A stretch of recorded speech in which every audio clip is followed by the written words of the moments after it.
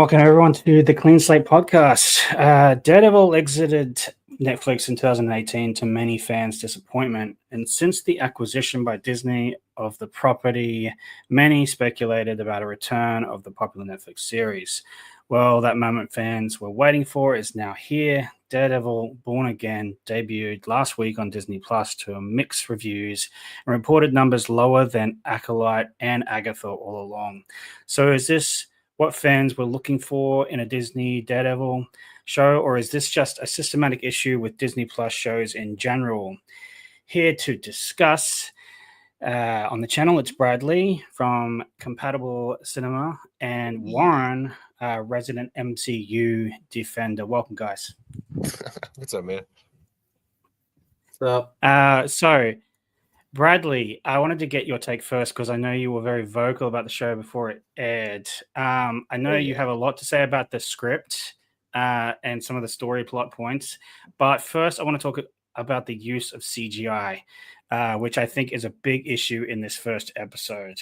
So I'll throw it away to you. What are your thoughts on the CGI use? The use of CGI was kind of jarring to me because, they used it sparingly in the original show. With certain details and certain moments here and there. Never have we seen, though, I don't think, like a full CGI Charlie Cox in his own show. I mean, we've seen it in She-Hulk, where they had that obvious stunt guy. They had Charlie on set for like 2 seconds, and then the rest was just a stunt guy and CGI. It's just really jarring to me, and it's really unnecessary. Like, I mean, if you want to do stuff like that, like, sure, it's not going to look quite right if you just have him on wires and being pulled up to like the side of a building. But you know what you could do? There's something called reverse shots where you shoot something and you fucking shoot it in reverse and then you fucking play it backward and it looks great. It's been done so many times. Someone on my profile screen, Mr. David Lynch, was the king of doing that. There's so many things that they could have done more with the effects. And it's the backdrop mainly that drives me nuts. It's the volume backdrop that just drives me crazy. It looks so fucking fake and it looks so bad. This is one of their shows and one of their projects that they have no idea how to utilize the volume on, but they use it for like pickup shots on top of roofs and shit, which is just it's so bad. It just looks so amateur. And like the whole thing of him on top of the roof running with the CGI mixed in with the volume behind him, it looked just so bad. It looked like a fucking CW show for a second. Just how jarring it was. And I'm sorry, but if this is what Daredevil is supposed to be, like if I'm supposed to watch season 3 and immediately watch this right after, I mean, I might as well kill myself because they just like punched me in the face. But yeah, that's pretty much what I think on the CGI and shit. Right, yeah. Warren, what do you think of the use of CGI? I think it was a little bit too much. Sorry if you hear something. Do you hear something in the background by any chance? Nope. No, you're good. Oh. You're good. Oh. Yeah, I think there's a little bit too much. I think this is a symptom of doing, like last year they did one movie. I think they just need to slow it down. I thought that's what was the plan, but once you get one good thing, you start to go back on the train. It was a little bit too much. I think they should have added more practical stuff. That's really all I can say because I'm not as versed as say Bradley or even yourself. So that's my personal opinion. I would say that a little part of it felt rushed. Sorry about that.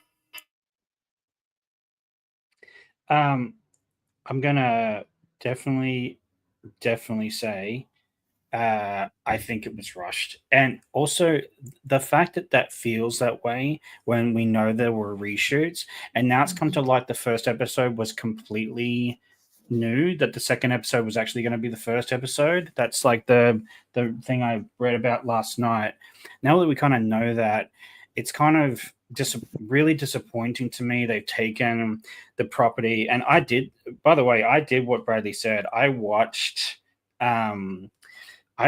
like all of Daredevil season 1. So we watched season 1, 2, my wife and I, and then we watched The Punisher, then we watched Defenders, then we watched season 3 of Daredevil, because she'd already seen Jessica Jones, and I wasn't going to put her through.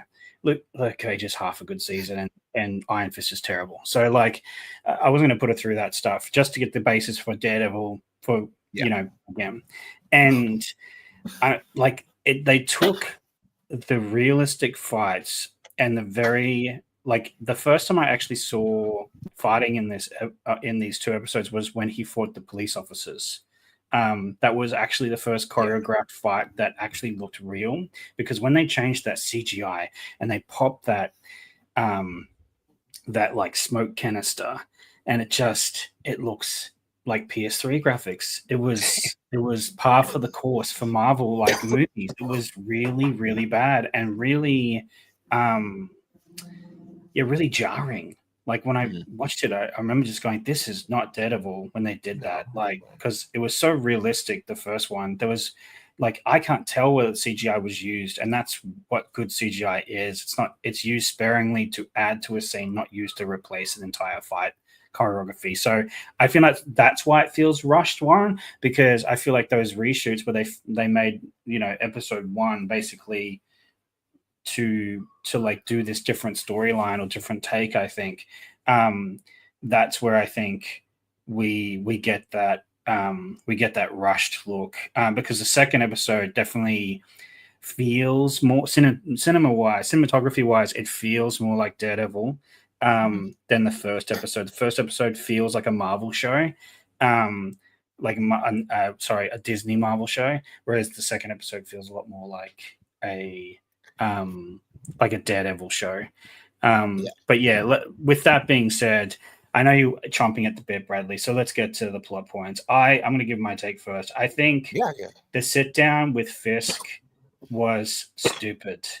I don't understand the dialogue there. I don't understand, and you're going to mention this too, but might steal a bit of your thunder. But this whole, he's mayor of New York now. After we watch in season 3, yet again he used the FBI. He got a bunch of agents killed. He got a bunch of cops killed. He got a bunch of civilians killed. And then suddenly he's the mayor of New York now. What, 2 years later, 3 years later, they're making it. Where was the prison time? Where's where he went to prison? It's not even mentioned. It's like it didn't happen. And then he's just okay sitting across from him, and now he's anti-vigilante. And that whole diner scene, I really disliked the dialogue in that scene. I don't think this, and we'll talk about the not so surprising thing that happened in the first episode, I think, last, but I don't think they do justice to any of these original characters in this story that they're trying to tell here, because now he's Kingpin, and then within that second episode he's already blackmailing somebody, so he's not really turned over a new leaf at all. And then okay, we'll go through all of these, I think, one by one. But the last point I want to make about this before I throw, I think, to Warren about this, the script, and then we'll go from there.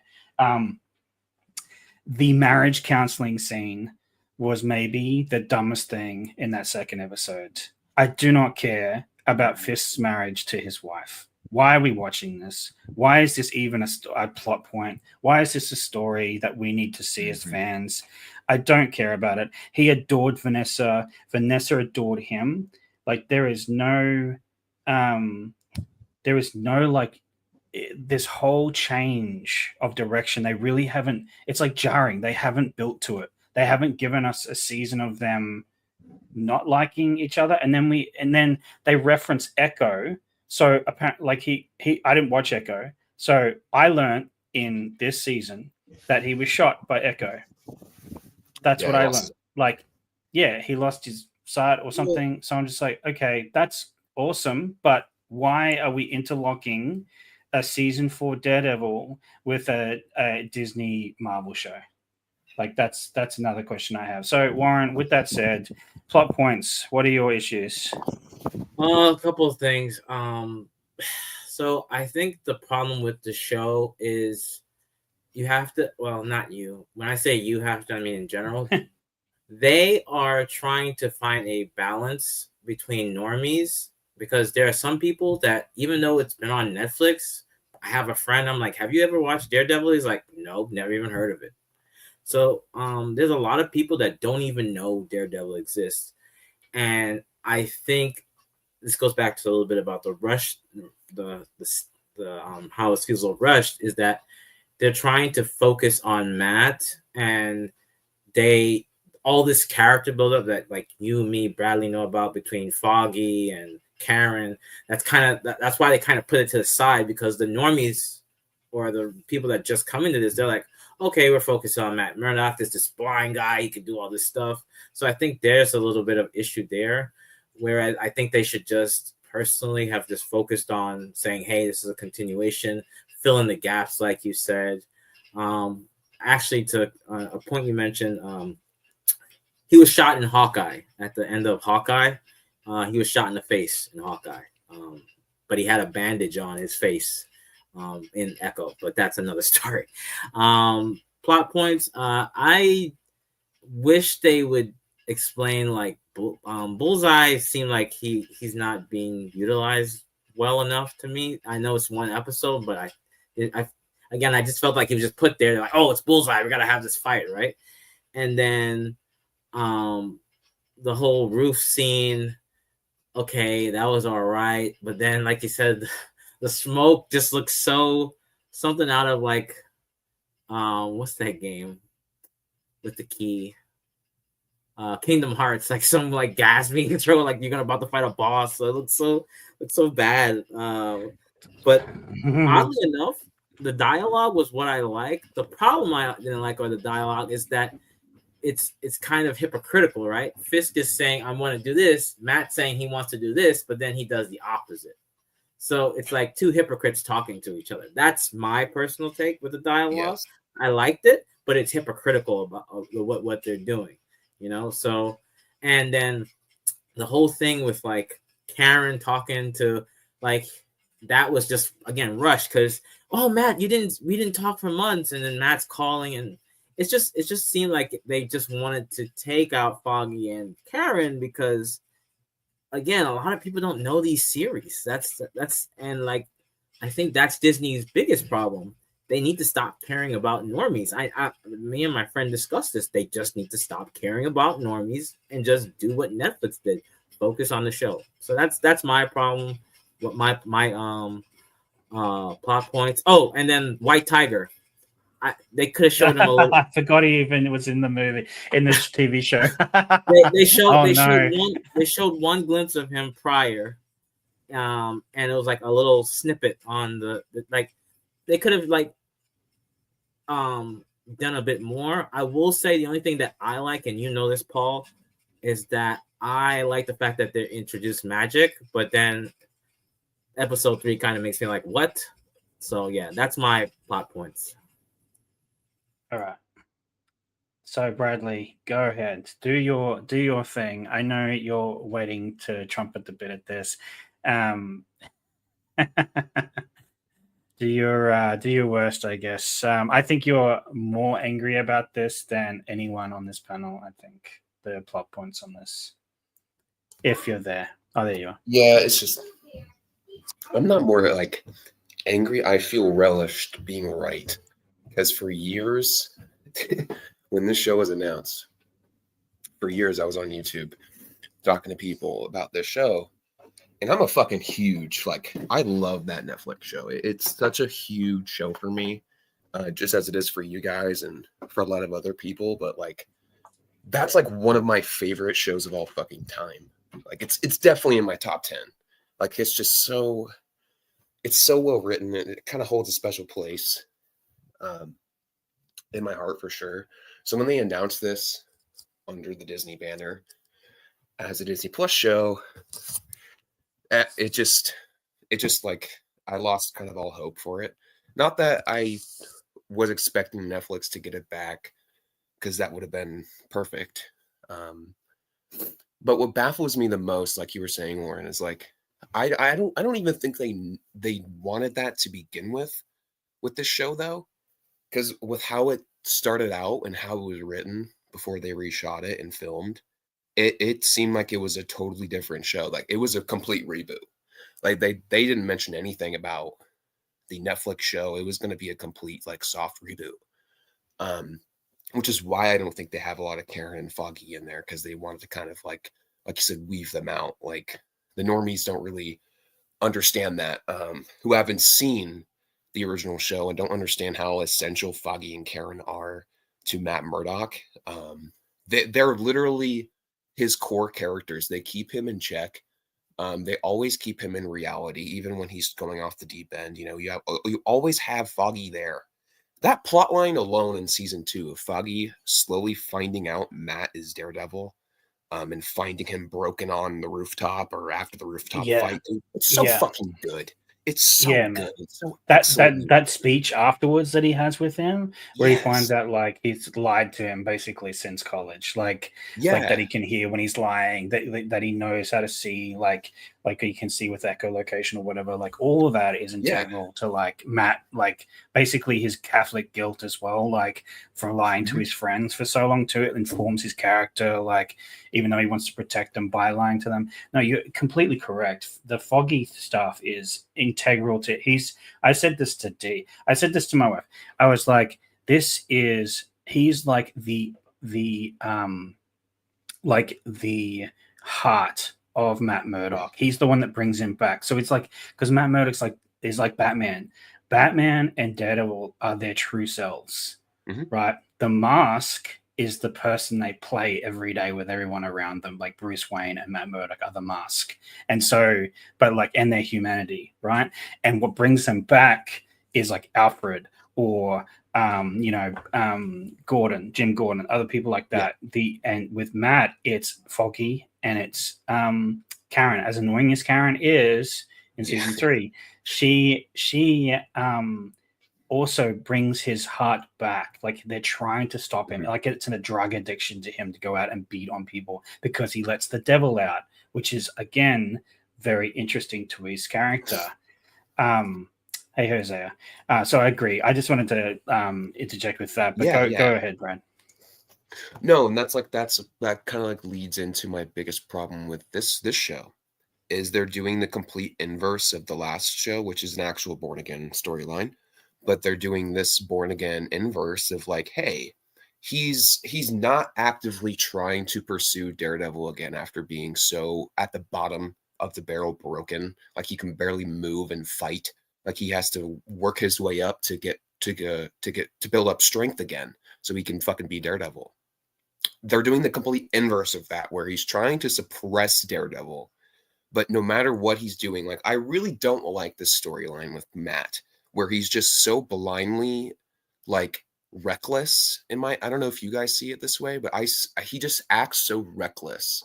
And this whole thing where like, oh, I'm gonna just like easily get off Hector. He's just easily gonna walk away and everything's gonna be fine. No one's gonna come after him. The police force is just gonna leave him alone. Fisk is just gonna leave him alone. There's gonna be no chance of him getting murdered the second he gets on the fucking street. And I'm totally gonna believe that he's not gonna be White Tiger after he told me that that's who he is. And they're just trying. It just feels so rushed. The whole Fisk thing with the mayor. And I wanted to get my theory on the therapy thing. Don't let me forget, because I almost forgot. And the whole thing with Matt trying to suppress Daredevil, they're just like, oh, we're just gonna kill him off the second he gets off of fucking off the case, just so that we can actively try to rush this Daredevil thing. Let's get him in the fucking suit already. And it's just like, why isn't this earned more?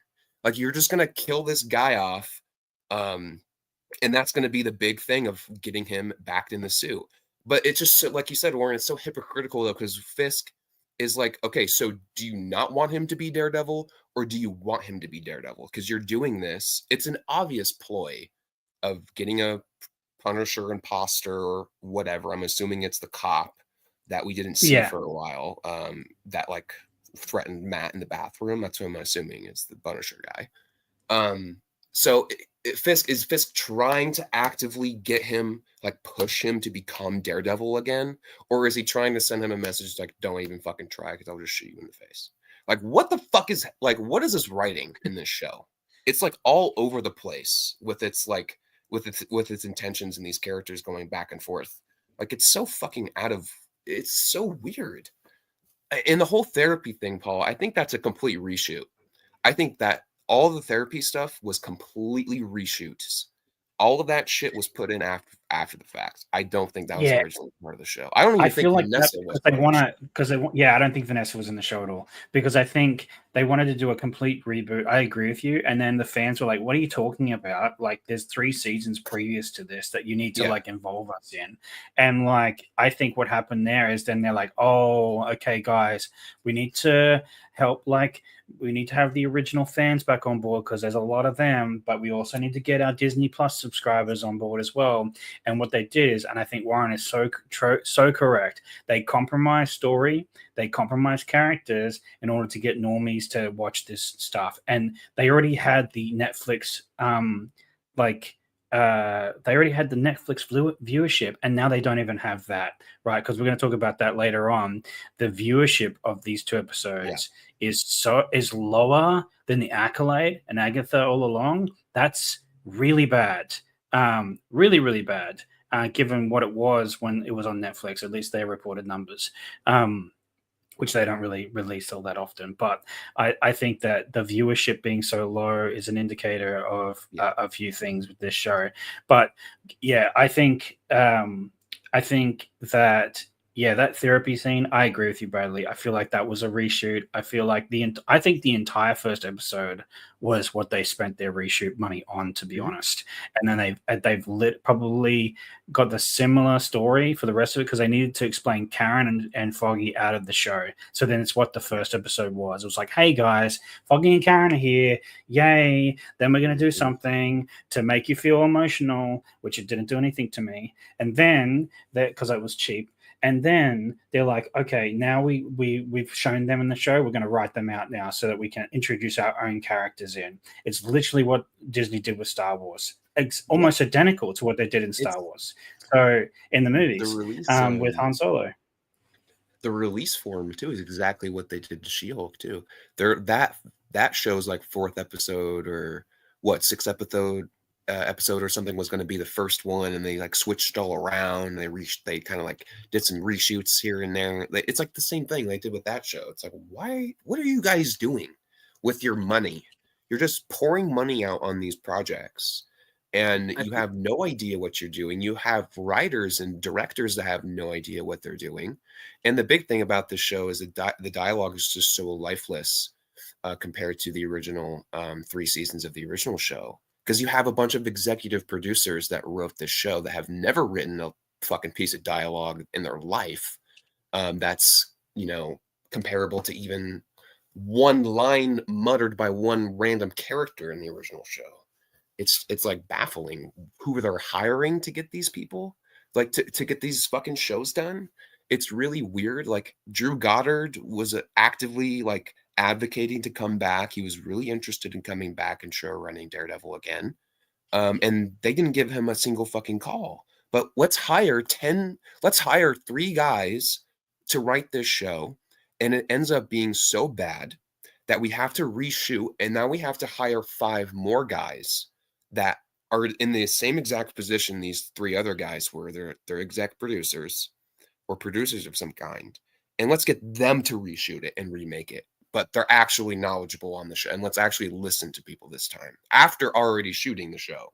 It's just like so weird to me. Like, it's like, what the fuck? It's a show by committee, man, which is what Disney does now. Like, it does movies by committee and shows by committee. There's no clear direction. And then they rejig in the back end when they get like any kind of fan feedback, right? But they should have been from the start thinking, oh, we need to continue this. Or no, pick a direction, Brad. I wouldn't have had a problem if they just rebooted with the same people. Like, pick a direction. Like, I just, now they're trying to have their cake and eat it too. It doesn't work. Clearly it doesn't work. We've watched it, right? We know what they're doing. We know, and we might as well just say it. Froggy got killed for the sake of for the sake of writing him out. So yeah, for stakes, for fake stakes, right?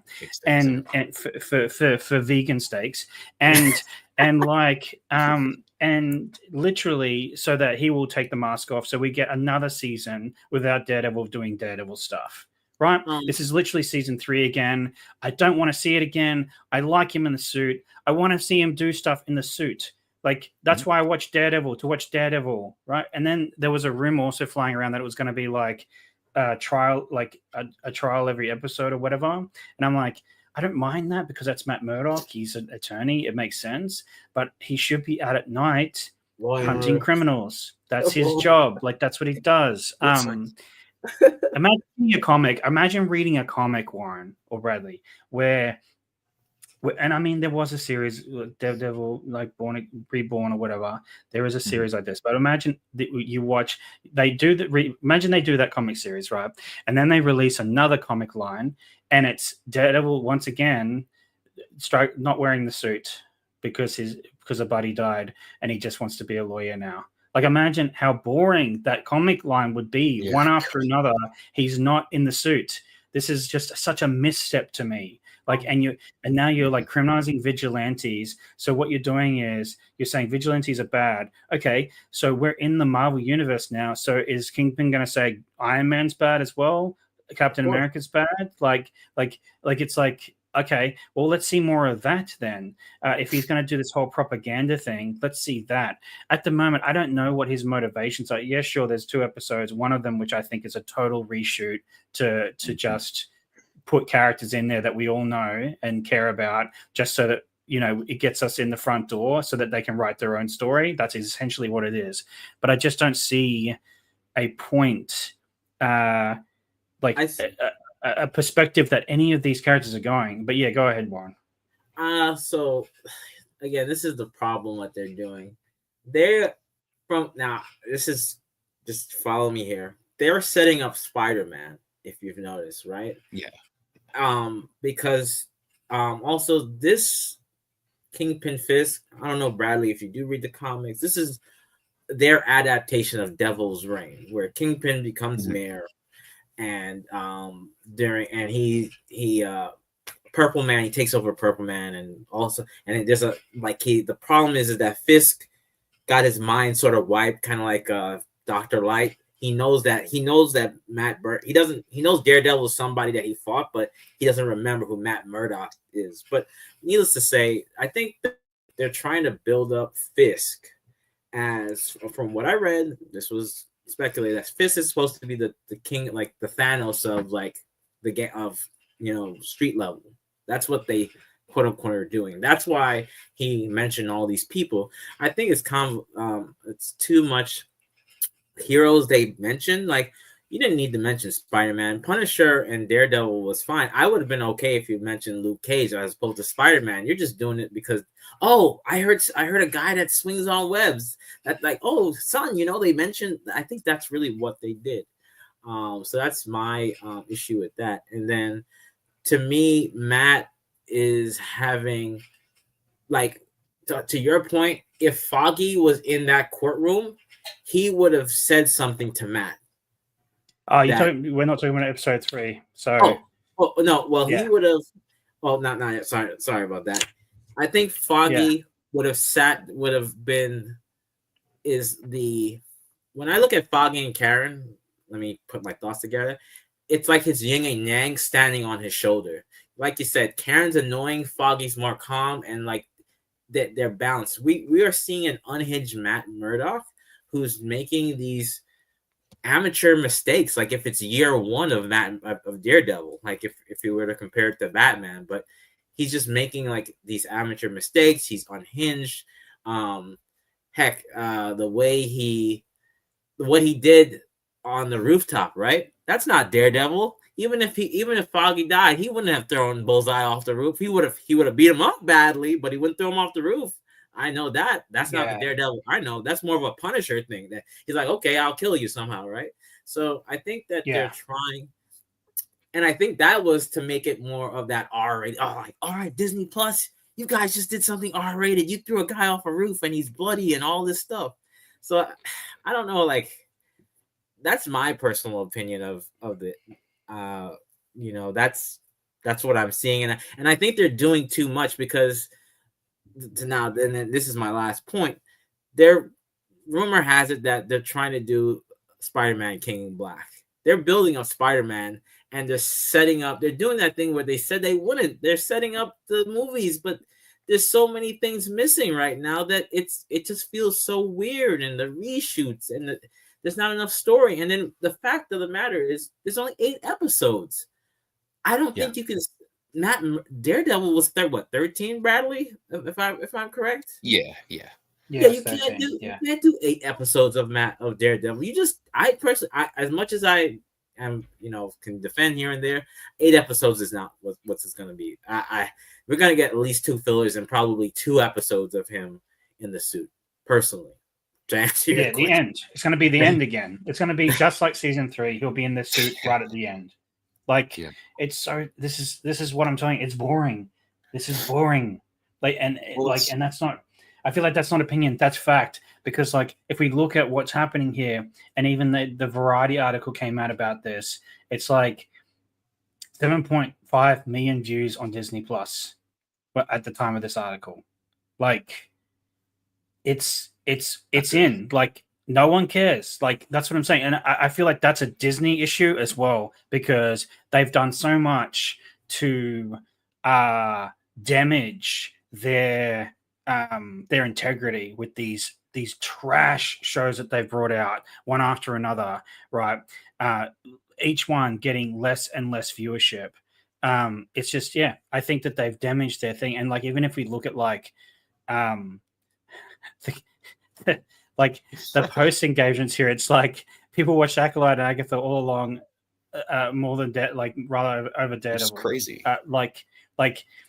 Disney took a license to print money and piled on so much heavy-handed political garbage people won't even watch on free. Not surprising considering how much Disney, Marvel, Lucasfilm has shit on fans. I feel like this statement here is actually the truth of the matter. This here is what the issue is, because Disney owns all these different properties and they've fucked themselves in every single one of these different properties, right? These with the nostalgia bait remake of cartoons, this with the terrible TV shows and the consistently bad CGI, the bad movies that they've brought out ever since Endgame, this with the consistently terrible Star Wars shows minus Andor. This is what they've done. And so when you have when you own all 3 of these franchises and you stuff up in one, no one is going to, and you consistently do it over these ones, no one's going to watch your stuff anymore. It's going to completely tarnish the rest of your brand. It's going to be Disney Marvel, Disney Star Wars, Disney. No one cares about all these brands now. You've done so much damage to yourself. So now when you release something that could be good, although this isn't anywhere near what the Netflix show was, it's you've stuffed yourself. I feel like you put yourself in a corner. Oh, I just want to say, to be fair, we are only 3 episodes in. So if I had to play devil's advocate, just saying, because there's that other guy on the side of the fence that's saying that we are 3 episodes in, right? So I think when we hit the mid-season, that will be a good indication of what we have for the rest, which is the 4th episode, right? Of what's going to happen. Well, there's this show's weird because there's so many rushed storylines that they're clearly trying to get to. Season 2 will be out by the time Spider-Man 4 is filming, I'm assuming, because we saw there's a set picture that came out or something that Fisk is still mayor in season 2. So that whole storyline's not getting resolved in 8 episodes, and I probably expected it to because how rushed it is already. Like you guys said, he's just going to be in the suit the last few episodes, probably the last one specifically, and that's their big problem with their shows too, is that it picks up. It gives you kind of what you really were looking for the past 6 hours of what you were watching at the last 2, and it's I'm kind of numb to that at this point, because that's what I was hearing about the show when the reviewers were seeing it, all 8 episodes. All of them were saying the show's pretty rough the first 5-6 episodes. You get to the last 3 and it feels more like the Netflix show. That's a problem to me. That's not really a good thing. If it takes this long to get to the good stuff and what we were kind of hoping to see, and then they're just going to immediately go in the second season with pre-established shit from the last 3 episodes that they clearly reshot. It's But I so think, like inconsistent to me with their intentions. but Bradley, I think this is the problem I'm having, and even I'm starting to. And Paul knows I'm the resident Captain Positive when it comes to stuff. They just need to stop caring about what the normal fan wants. The reason why the first 2 phases were good, the first 2 phases, right, was because they tried to tell the story to about, I think you got what guys would agree, like 72%, 75%. So we got pretty much good storytelling. But now they're like, well, we got to appeal to Susan and Bob and so instead of just saying, hey, let's have a good story, let's follow as much as we can. Of course, it's the MCU, it's going to be different.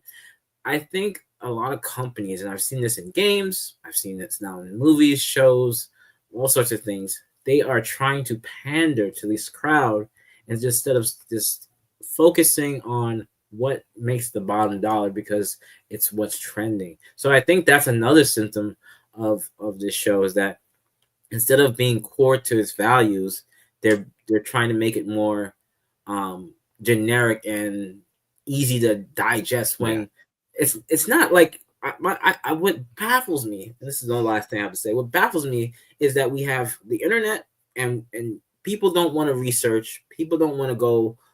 I know most people have Netflix because that's the grandfather of streaming, right? So you could easily have watched this stuff and catch up, but people don't want to do it, So that's another symptom that's why, and they also think, well, we can stuff up, because I think the episodes on Netflix, weren't they like close to an hour, like 52 minutes? Like this is like 46, and if you take away the credits, so we're also missing. We're not even getting full content if you think about it that way. Yeah, and the original plan was too. They were going to be shorter originally. They were all going to be like 30 minutes or something like that, and it was going to be like an 18 episode season with 30-minute episodes, and I'm like, that would have been horrible. 18 episodes is way too much. I think 13 is the perfect for Daredevil. At max 10. I think you could tell a solid Daredevil story in 10 episodes, but condensing it into 8, especially at like you said, like they didn't pick a lane for this show and the intention of making it. Like they made it with the intention of just rebooting it and for the average fan, and then they wanted to reshoot it and make it for the actual fans of the Netflix show. And it's just like so inconsistent because you can see it in the show when you're watching it. I can clearly see the clear reboot signs here and there, whatever. Killing off Foggy was probably originally going to be there anyway. But it's just like so jarring with how it's, they made this with not the intention of watching the first 3 seasons. And that's their problem with a lot of their shows, was not relying on other things. So I really think, like Paul said, I really think it'd be better if they just completely rebooted it, to be honest. For me personally, and I think I know a lot of the fans wanted it to continue after season 3 and it be a season 4. And I understand that. I want that too. But I was never going to get that. And as soon as they announced this for Disney Plus, I knew I wasn't going to get that. And I was fine with that. But if they did something interesting and new with Daredevil for a new age or something, or the new whatever for the MCU, that would be way more interesting. I feel like they wouldn't have the pressure of satisfying all the people that love that show, because you're never going to live up to that show, like, unless you get the people that worked on that show back. Like, it's just not going to happen. It's like remaking something. It's literally a remake. Like, it's just not. The other thing is, it's like, I think a week out from it, I discovered who the directors were. The directors are the same ones that directed Moon Knight. And to me, oh Lord, yeah, and I was just like, okay. And Moon Knight and some other show, I forget what it is now, but it was another Marvel MCU show. This is the issue, and I agree with you, Warren. They have a formula. So what's going to happen is we're going to get story, a couple of fillers in the middle, right? Then we're going to get a big battle scene at the end to make you come back to watch season 5. That's what every MCU show has done from the beginning, minus WandaVision. Every single one of them has gone opening, although this had really terrible opening, but like an opening that got you invested or whatever, then filler. Then we'll do some irrelevant character side quest, which they did in like Hawkeye. They did it in Moon Knight with her father and stuff. I don't care about her character in Moon Knight. I want you to talk to me about the Moon Knight. Like, I want to see more of him. Like, and they're going to do that. They're going to do a side quest with these other lawyers or whatever, and we're going to get the big ending where he battles Kingpin again.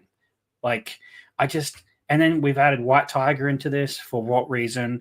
Like, and I get it. I understand, Warren. I'm trying to hold my expectations to see halfway through to see if it actually picks up. I just think the opening for this show was dismal.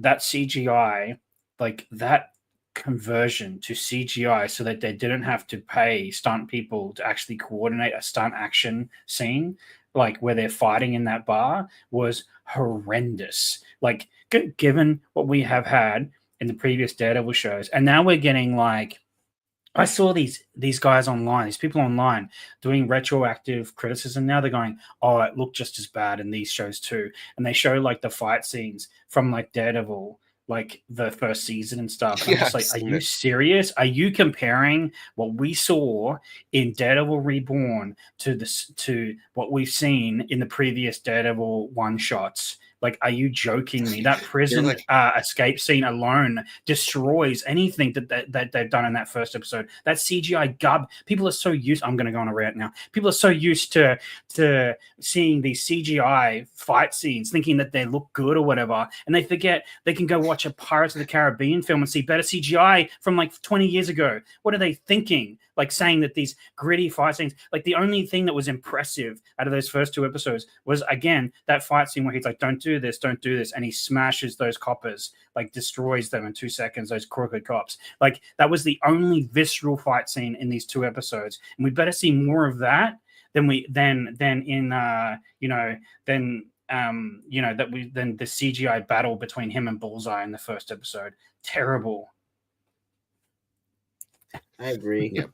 Yep. They're all like, yeah, it's always been bad. What are you guys talking about? CGI and the choreography has always been bad. It's like, what? I don't know what I don't know what to expect. I think that I'm not sure what I mean. I think so. I guess we'll have our takes later, but I hope that this doesn't become like what Boba Fett happened, where Mando came in, and those were the episodes that were good, because they already hinted Tom Holland Spider-Man showing up at the end of the show would be par for the course for Marvel right now. If that happened, I would literally put my middle finger up at this TV show, and I'd give up. I wouldn't watch anymore. Too expensive for that, and I have a feeling the Punisher is gonna have. Oh, he's in. We saw it, man, in the trailer. He's in the thing. He's like, you want me to give you permission, Red? You want me to get, because I think Bullseye gets out or whatever, and he wants to kill him. I think that's what happens. And like, that's what I'm figuring happens towards the end of the show. And he's like, oh, you want me to give you permission, Red? I'm not going to do that, blah, blah. And I'm like, if they stuff the Punisher too, I'm gonna. But that's what I think. I think he's gonna be the Punisher is gonna be that. Oh, okay, now, and it's like, well, I would hate for this to happen, that we rather see more Frank than actual Daredevil. Like, I think that might happen again, because we'll see more Punisher than we do Daredevil in a suit. I agree with you, Warren. Yeah. So that's my thing, and that would be really disappointing, because I always say, and you've all watched it, I really thought when the Punisher was introduced in Netflix, that was season 1. That wasn't Daredevil. Let's all be really clear about that. That was season 1 Punisher. That wasn't season 2 Daredevil. You know, so that rooftop scene where they're talking back and forth about the morality of killing someone. You're not going to get that dialogue in an MCU show. I'm sorry, you're just not. You're not going to get that kind of writing. You're not going to get that kind of moral conundrum like that they were dealing with on that rooftop. I think Frank was even a reshoot for this show. I don't think he was originally part of this, because they announced. God. I believe they announced him, and they announced Vanessa after they reshot, or right before they reshot. I'm not sure, because they weren't. I don't think they were announced when the show was just announced in general. And even Foggy and Karen weren't even officially announced for a long time. You're correct. Oh my God. They were announced like after. Yeah, I remember that. Yeah. I remember it being like that they were going, "Oh, we're gonna bring Daredevil back," and I remember them announcing that at like Comic-Con, right? And then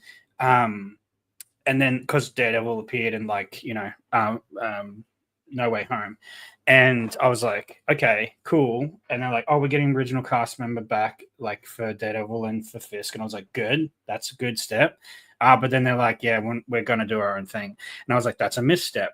And now, and like, I still believe that's a misstep. They should have just done a continuation from season 4, and they should have made people like they should have kept the fan base that they had for Daredevil Netflix and made people watch the first 3 because then you're getting more viewership in Netflix, right? In Disney Plus, right? It makes good business sense to do this. You make a season 4 straight from season 3, and people are like, oh, what is this show? Like, and then they go, oh, you have to go back and watch the first 3 seasons. Now, people might not want to do that homework, Warren, but there would be some people that would go back and rewatch them, either to refresh themselves or to just watch it so they can see season 4 of Daredevil. Like, it makes good business, and you keep your original fan base from the Netflix series, and these normies can go piss off somewhere, because I'm so tired. This is why the MCU has suffered since Endgame, because they're trying to get all these stands of different characters on board, the Wanda stands and all these freaks on the internet, to get on board with these shows, and they're just compromising their writing. They're compromising us caring about these characters. Like, they compromise building a character over time, so we care about when they die or when they're in trouble or having a moral conundrum. They just have done nothing to make us care about any of these characters. Look at this Captain America movie that just came out. Absolutely did nothing to advance Sam in any way at all. It's literally, he's a second fiddle in his own movie. Like, it does nothing to advance him. Oh, he's a man in a vibranium suit. Good job. You did it. You borrowed from the Wakandans. Good job. Like, it's just nothing. Nothing gives you any that wow factor, or that oh my goodness, they're in trouble. Like, his Latino friend falling into the ocean. I just didn't care. Like, if he died, like, they've done nothing, and they're doing nothing again in this show. They're giving, dude, Warren, I'm not even kidding. I literally leant over to my wife while we're watching. I'm like, I don't care if he passes away. They've done nothing to make me care about this character whatsoever. They've done nothing to make me care, man. Nothing, right? Like, and it doesn't matter. I literally said to her afterwards in my review, I said, they could have replaced all these characters. They could have had Steve Rogers as Captain America. They could have had Sam as the Falcon. They could have had Black Widow back in her role, and that was a terrible mistake. A 4-foot woman carrying a Delta Force character, Delta Force soldier into the air and smashing him to the ground. I agree with that. The most retarded stuff I've ever seen in my life, right?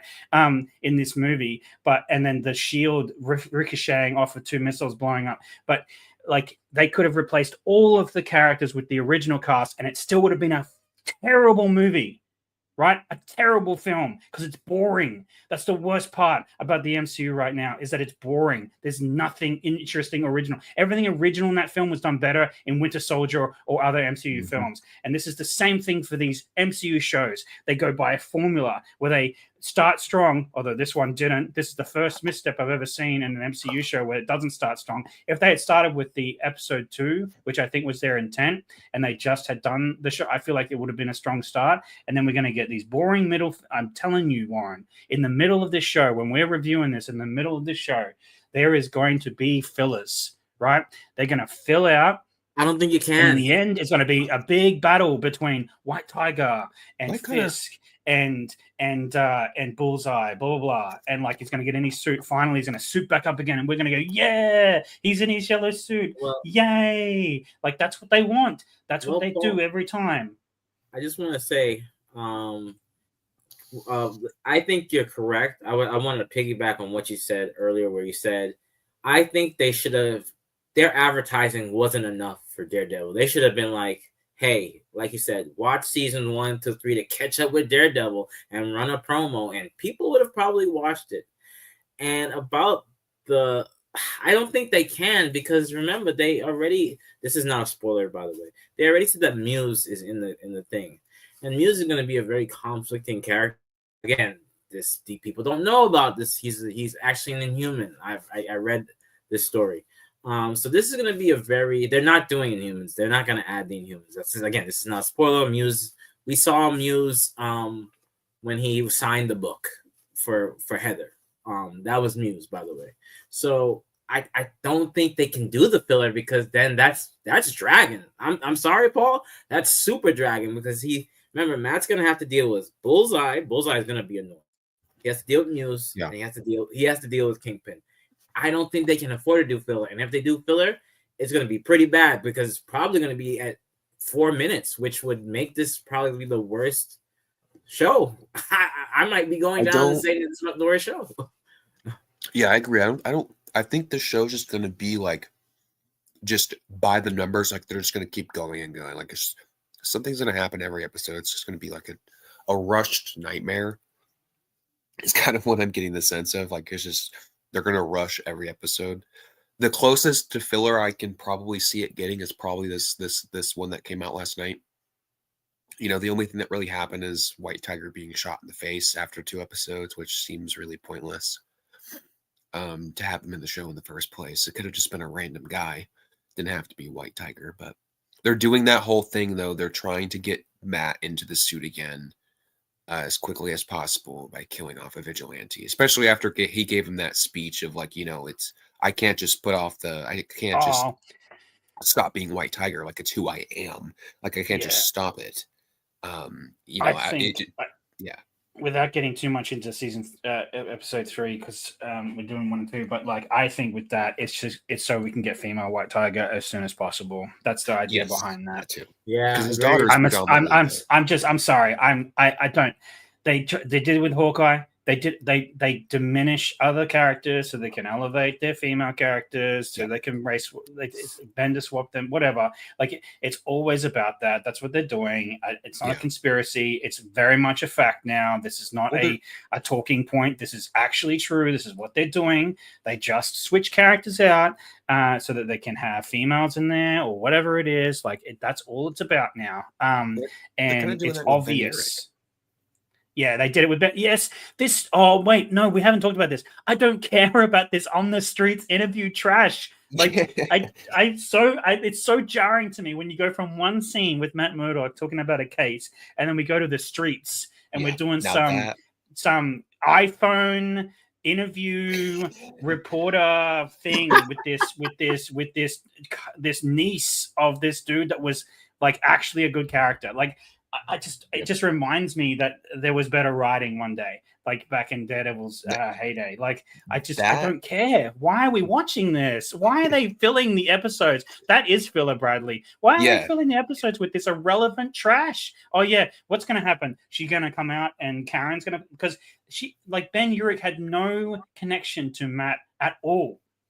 His connection was to Karen, and Karen's connection was to Matt. So, like, what are they going to do? Bring Karen back in? Like, why are they trying to make Ben Urich's niece a thing in the show when they've literally taken Karen out of the show? The only connection Matt ever had with Ben was through Daredevil when he was giving him information to like expose Fisk that one time, and that was really it. He had no really interactions with him other than that, and that got Ben Urich killed. And so that the only interaction he had with this guy, he got him killed for what he did by helping him, which is fucked up and such a Matt Murdock thing,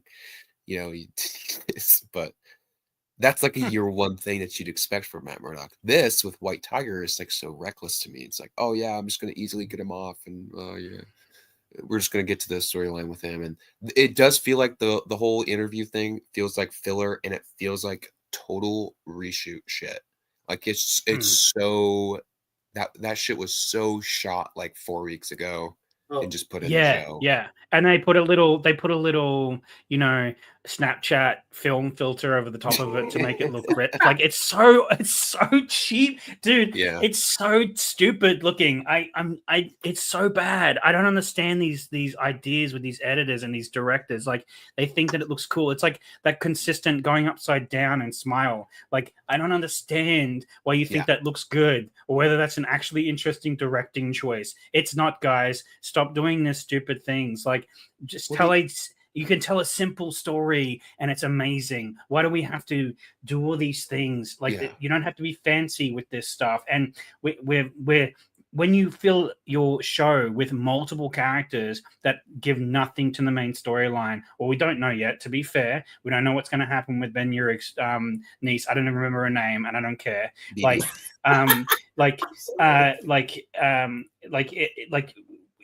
we're going to have all these random characters in the show. We've pumped it with full of, different characters so that Daredevil doesn't get to be Daredevil, essentially. That's what we're doing. Like, and it's dumb. It's stupid. Why do we watch that? Why is it called Daredevil when it's Matt Murdock, the lawyer? That's what they should call it. Matt Murdock, the lawyer. What is it? Just Murdoch now? It's not Foggy and just call it Murdoch. Murdoch. Exactly. They're gone. There's no Nelson Murdoch in Page anymore. There's Murdoch. He's in a new law firm with that other one, whatever it is, whatever her name is, because I don't care about her character either. Like, the black chick. Yeah, exactly. The black chick. Like, that's like what have they done to make us care about any of these characters? This is why it should have been. I'm telling you, pick a direction. Either do a direct sequel and have Karen and Foggy and all those in it and do something interesting with the characters, or completely reboot. And then that way we start from scratch and we are like, okay, we build up to care about these characters. What you've done is you've pissed all over Foggy, pissed all over Karen, just to get people in the front door who are fans of the Netflix series. Then you've taken them and thrown them off the cliff, basically, so that you can introduce this other lawyer that we don't care about, and introduce other characters that we don't care about. So you can have a sit down in a diner and talk about how, it's not disagreeable to see you again. Like, this is the first time they've met face to face since he beat the crap out of him and threatened to put Vanessa in jail. This is it, Warren. This is it, man. This is the actual truth of this. This is the first time they've sat face to face since he threatened to put Vanessa in jail if he went after Karen or Foggy or anybody else, and he didn't serve out his sentence. Right? And we get, it's not disagreeable to see you again. This is why that diner scene is absolute garbage. It makes no sense in a sequel, in a sequel to this series. It makes that dialogue is terrible. Like, it works in a reboot. It does not work in a direct sequel to season 3 at all, right? And you got Vanessa and him on the rocks. He adored her. He worshipped the ground she walked on. He literally bashed the dude's head in a flipping car door, right? Let's remind everyone, he literally killed a man by smashing his head over and over in a car door till there was nothing left. He decapitated this Russian because he interrupted their dinner.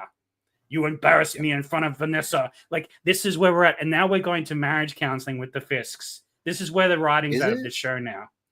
I was going to ask you guys this too. Is it just me, or I am getting so annoyed when every time Fisk is on screen. Like, his raspy dialogue is just so annoying to me now. I think that's he's on not purpose. Threatening. What was that? I think that's on purpose. And it's just like throwing you off on purpose, but because you obviously know he's gonna do what Fisk does by the end of the show. I'm assuming, and he's gonna kill someone. They're gonna do that whole thing. He's gonna let out his rage or whatever. Yeah. At some point his rage is gonna come out. But I don't know, man. It's not about his raspy voice. He used to. So it's a dialogue. It's an amazing actor. He had a presence. I really think it's the dialogue and the directing, because remember, dude, like when he was like in season 1, when he's in the paddy wagon and they're driving down there, and he starts telling a story, right? And the way he timed his dialogue, the way he spoke emphatically in certain parts of the show. Like, even in season 3, that scene where he's with Karen and Karen tells him that she killed Wesley, right? And his eyes are like enraged, like he can't. He's like containing his rage inside of him. There's no there's been no opportunity for him to show this. He's trying to be the good old boy mayor right now, which I get. It's like this facade or a mask or whatever it is, and Vanessa doesn't like it very much because she's kingpin now, essentially, which I think is also really, really stupid. But they can't help themselves because they wrote themselves in a corner with that god awful Echo show and Hawkeye, like getting, he's been completely undone because a teenager fired an explosive arrow at his feet and blew him up, essentially beating him. So I mean, what intimidation does he have left? Plus, Vincent himself lost weight, I think, for like his own health reasons, so he's not really looking as intimidating when he stands up, I guess, as he used to. He's not as bulky. So there's that too, because he's gotten older, right? So this is why I was like, if they use the same cast, they should have just done a direct sequel. Or if they did a reboot, just cast everybody new again. Like, I would have preferred either one of those directions over what we have right now. Well, that's the biggest fault of the show, is in pick a lane. I know you hate the dialogue, but Matt did hinted that Fisk did get stronger.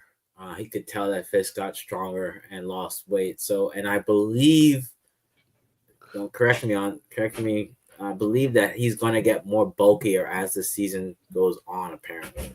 So he'll be more like, I wouldn't say like Michael Clark Duncan, but I guess more muscular. Because Michael Clark Duncan was a good kingpin, despite being black, whatever. We know. Oh, sorry, I didn't mean to cut you off. No, I'm done. No, it's like we know Fisk has like superpowers now, right? He has like these new abilities like that we saw in Hawkeye, where he has like ultra strength. I mean, he had ultra strength before, but now it's like heightened to some extent, and we still don't even know how that happened. So like, even the whole like that's. I'm always going to come back to this. They didn't pick a lane with this show, and that's the biggest fault of this show. Is like either reboot it or make a season 4. They didn't know what they were doing. Because you could see these threads of dialogue. Oh, we're going to talk about what happened in Echo and Hawkeye, but then we're going to obviously have these super obvious reshot scenes with him and Vanessa in therapy, talking exactly about where she was during the snap, what she was doing while Fisk was running the city again, while Daredevil wasn't there. So like the whole snap thing still isn't clear. It's like the whole time period of they haven't even spent the time of threading this show into the MCU. Like it just feels like, oh yeah, here's season 4. Yeah, it's rushed. It feels very like sloppily put together. Yeah. And I think, this is one of those symptoms where I would have rather this done on, say, because they now own Hulu, or Hulu had the rights to it, because I think Hulu, when they do like movies, because we saw with Prey, that turned out to be a pretty good movie for a streaming movie. I think if it was a Hulu project, because if it's a partner company, maybe it might. I still think sometimes they try to thread the needle with like PG-13 to like age 17, and I just don't see it working. I think the problem is that they're just trying too much to check all the boxes. Like, okay, we got a show that's from Netflix that's popular. We got a street level hero that people can kind of relate to. He's a lawyer, which I think we're gonna get a lot of more Law and Order episodes, Paul. So be ready for Law and Order MCU style, because that's basically what we're gonna be getting. Because that's what they complained about in She-Hulk, how she wasn't a real lawyer, it was too goofy.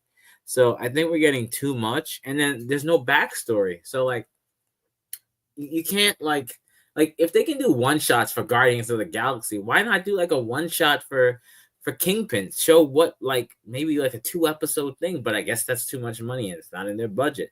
So that's the problem. They're like you said, Bradley, they're doing too. They want to do this thing, but they're not giving backstory. They're not explaining anything. They're just kind of like expecting like the fans and normies to kind of accept Daredevil again. And it's like this isn't consistent.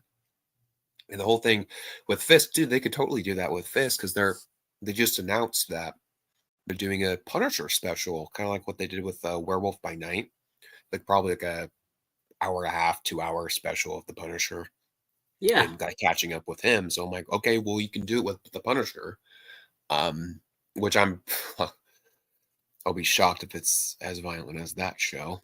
The guy literally drags a guy's face across glass for 2 minutes straight.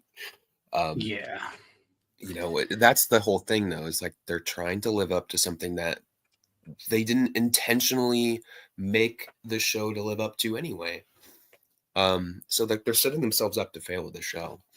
And I just feel like this is just a big setup for Spider-Man 4, like you said earlier, Warren, and that's all we're gonna have to look forward to. And then it's weird too, because they announced today Sadie Sink was cast, and there's speculation on whether she's Jean Grey or Mary Jane. Both make no sense to have in the movie. But if they're gonna, I wouldn't put it past them, because like you said, you guys think, or I think Paul said Tom Holland might be at the end. I don't think Tom Holland will be in the show. I guarantee you, though, an X-Men or some kind will be in the show. A younger X-Men. Yeah. You know, maybe season 2. And Daredevil is kind of gonna be a big component of bringing in some younger X-Men, I think.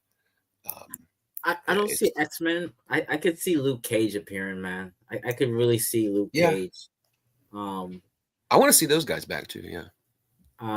Maybe. Oh yeah, Luke Cage would be awesome. I don't care about Iron Fist per se, although he was better in the Defenders than he was in his own show.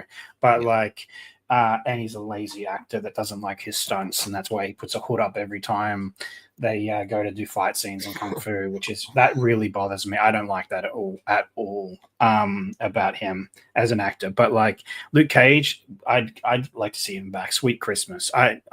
I really liked his first season, and I love his character in Defenders as well. I'm the immortal Iron Fist. You what? I love him so much. I just love his reactions to stuff. Yeah, he does help Iron Fist a lot. Especially in the second season where he like fights with him or teaches him how to fight street style. I just think I think that would be fun to see some of those guys turn up in, but if they're just turning up for fun, I feel like that's stupid. If the MCU is going to actually get them into the MCU or use them, then that's better. Or Jessica Jones even, because I think Jessica Jones was crapped on in her second season, and I'd like to see a return to form with that character as well, because I think she's got a lot, and that's a thing. Hello, we have a female orientated show that is really good and a really great actress. Like, why are they not doing that? Like, why are they not doing that? Like, and she's a bisexual alcoholic. What are they doing? Yes. Exactly. That's money right there. Jessica Jones is a great character, and Kristen Ritter. Yes, great casting for Jessica Jones too. Absolutely, she's amazing. So I think I think there's a lot there that could be mined, but they just I don't think they want to put the effort in. They want that cheap like thrill without actually putting the effort in to get quality like writing, quality like, and care. You want to care at the end of it, right? And I don't think they've done enough again to make us care. And then once you watch this as a Daredevil fan, you're like, oh yeah, they didn't, because we're getting what we've got right now, where you've got like I said, a directionless show. I think that's the issue right now, is that it feels too much like nostalgia bait for the original fans, and then I want to do my own thing. And I think that's a problem with MCU writers in general, is they're like, oh, I want to come in and do my own thing, and I want to write whatever I want. And we got like Thor: Love and Thunder because of that. We got like the House of M backward style in WandaVision. We got Hawkeye, but he's a backseat to a stupid teenager. We've got Falcon and Winter Soldier, but we have like non-super soldier people beating super soldier people, and we have Bucky getting his ass handed to him for the sake of elevating thing. And then that went nowhere because we've got Captain America, Brave New World, or was it what was the other subtitle before they did all the reshoots? We got that dumpster fire of a movie. Yes, whatever it was, like New World Order. That's what it was. This is the problem, is that we're elevating characters without giving them their actual history or due. We're getting writers that don't understand the source material to write their own way of doing things.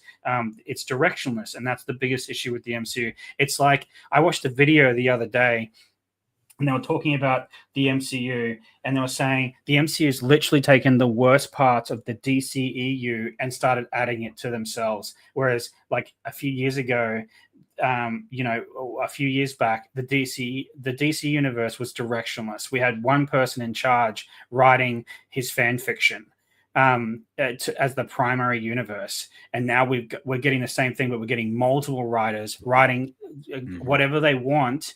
And this is why we're getting this substandard trash. And because they're doing so many per year, we're getting substandard CGI because the CGI workers are overworked and they're not getting enough time to actually put effort into making this stuff look good.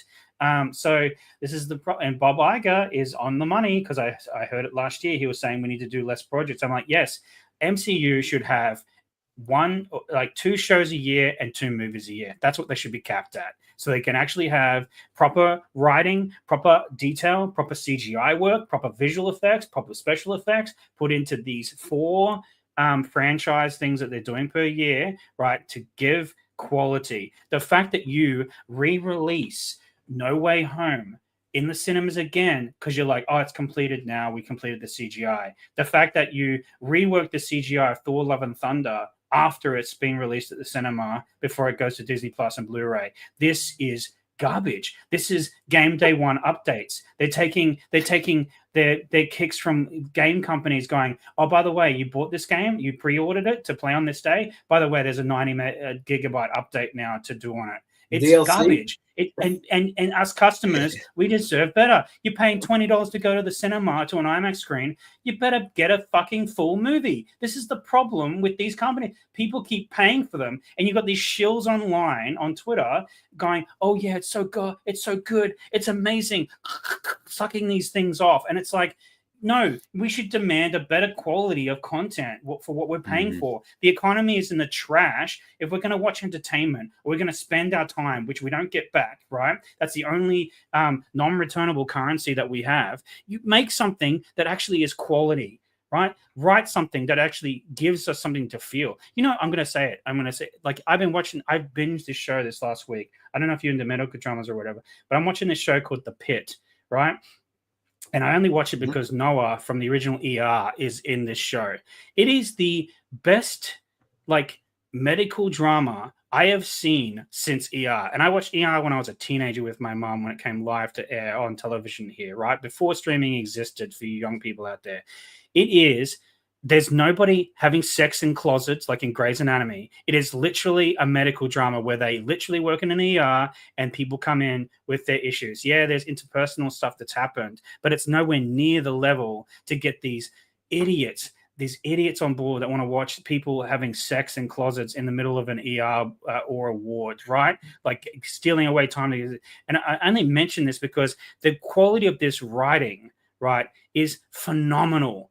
Like it's unbelievable. And I'm just like, why can't we get the same kind of writing across the board with other shows that we watch, or like comic book movies? Comic book shows don't deserve the bottom of the bin writers, or these whatever they're hiring to do these things. They deserve people that care about the source content. When you have people like Taika Waititi coming out after Thor Love and Thunder going, yeah, I don't really care about Thor, I just wanted to write a funny movie. That's the problem, Marvel. That's the problem, Disney, is you're hiring people that don't care. They don't care about the source material. They don't care about any of this stuff. They just want to write their own shit.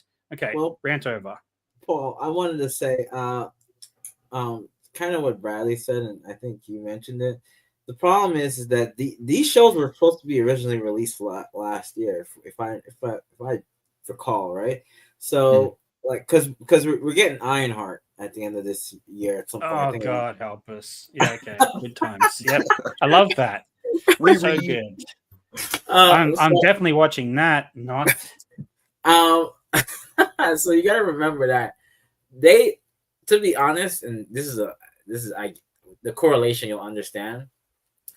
They did a Flash, and I'm talking about the Ezra Miller currently with what we're getting.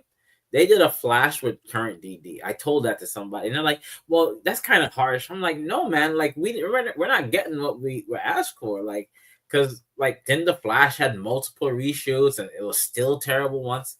So I think it's a symptom of that. And I'm sure you guys been up with the news. They've been canceling a lot of shows that they had slated because they realized that, you know what, not everyone is gonna, I think Captain America Brave New World, I was expecting 500 million. That was my honest guess for that movie. I didn't think anything more. I even told that to my friends. Yeah. And I think because it didn't even hit, I don't even think it's gonna hit. I think it's probably gonna hit 400, but it's gonna take a while. I think that they're now again reevaluating, like, okay, we're gonna cancel Nova, we're gonna cancel. I believe a lot of shows got canceled, like they're not gonna do them anymore because Wonder Man and stuff like that. Yeah. Yeah, no, I think Wonder Man's still going through. Is it still going through? It's still going through. Wonder Man, even though they casted a black guy and I was against that, I'm like, first of all, even my friend's black and I'm black. And I'm like, why are you making Wonder Man black? That's a problem right there, too. Nobody even cares. Wonder Man is a complete asshole in the comics. Why are we even doing this? Because we want to have Vision and we want to relate Vision and Scarlet Witch. Come on, like nobody cares about Wonder Man. But I digress.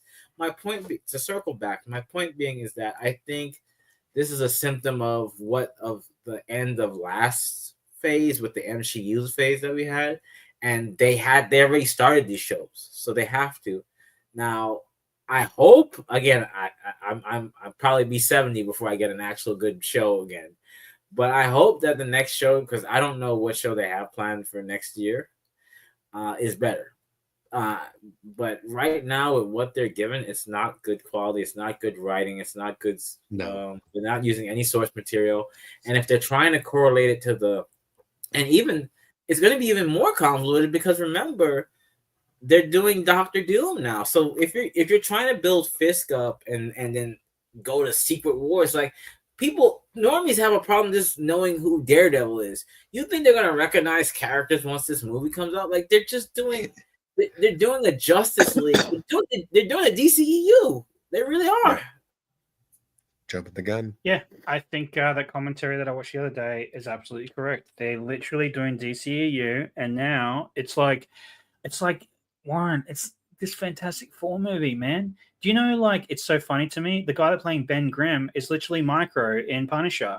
So they've canonized him as Micro, right? And he's also been in Fantastic Four. And I'm just that's one thing. That's not one issue. And that goes to, why couldn't they just recast T'Challa? So shout out to Chill. That's literally right down, like, exactly. These people are going recast, right? Literally, they've just done it with Micro as Ben Grimm as well. Like, so that's a hilarious point. But the second thing is that I don't care. I watched the Fantastic Four trailer and I was just like, okay, like I don't care. Hey, like, Paul, don't hurt on my team. Okay, it's just. Dude, do you remember? Hang on, dude. No. Kang's your team. Do you remember when? No, I'm going to say this. Do you remember when like movies like Winter Soldier or Age of Ultron were like release a trailer and you were like pumped, right? You were like, yeah. Oh my god, I'm seeing this right on the day one it comes out. I'm pre-ordering tickets now, and they used to have pre-order tickets that were sold out immediately, right? Think about like that. Now you go to cinema. I went to Brave New World. It was the second opening night here, and the cinema was a quarter full. Right? This is the MCU now, man. This is what it is. Like, and it's like, but you know what they played on screen and got me emotional? Bradley's gonna love this. They played that Superman trailer on the big screen.